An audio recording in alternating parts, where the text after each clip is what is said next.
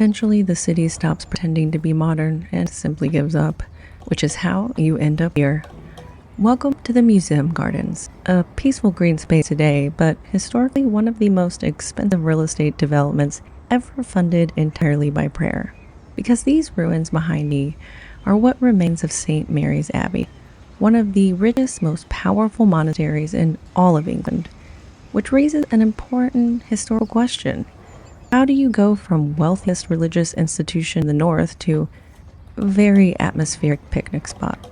Well, the Tudor problems happened.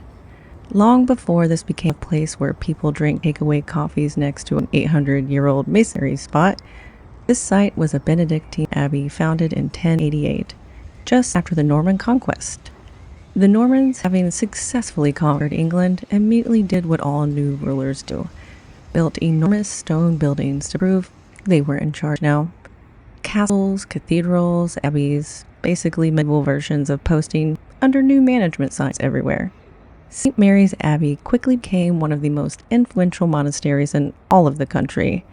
At its peak, it owned vast lands across Yorkshire, it collected rents, it managed farms, and it controlled serious wealth. Monks here weren't just quietly praying all day. They were running a medieval corporate empire, only with fewer emails and slightly significant more chanting, unless you count the microdosers in San Francisco. Life inside the abbey followed strict Benedictine rules: prayer, study, work, reflection, which sounds peaceful until you realize the monks woke up around 2 a.m. for night prayers. So medieval spirituality involved a lot less enlightenment and a lot more sleep deprivation, which probably induced hallucination, I guess. The Museum Gardens also contain the best preserved standing Roman ruins in York. That little brick line? That's the original Roman legionary fortress wall. But they later did additions in the medieval times. But yeah, history right there. The Abbey church itself was enormous, larger than many cathedrals, decorated with stained glass, carvings, and enough symbolism to keep art historians employed indefinitely. Today, all that remains are these skeletal walls, open to the sky. A very open concept plan, you could say. For centuries, St. Mary's Abbey thrived, and then along came Henry VIII, a man best remembered for marital enthusiasm and administrative efficiency. In 1530, Henry decided England no longer needed monasteries, partly for religious reform and partly because monasteries owned an incredible amount of land and money. Historians call this the Dissolution of the Monasteries, and monasteries called it a very bad week. Royal commissioners arrived, assessed the abbey's wealth, and then shut it down. The monks were pinned off, and the treasures were removed, and the building was stripped down to the stone, because nothing says religious transformation like recycling your abbey into building materials.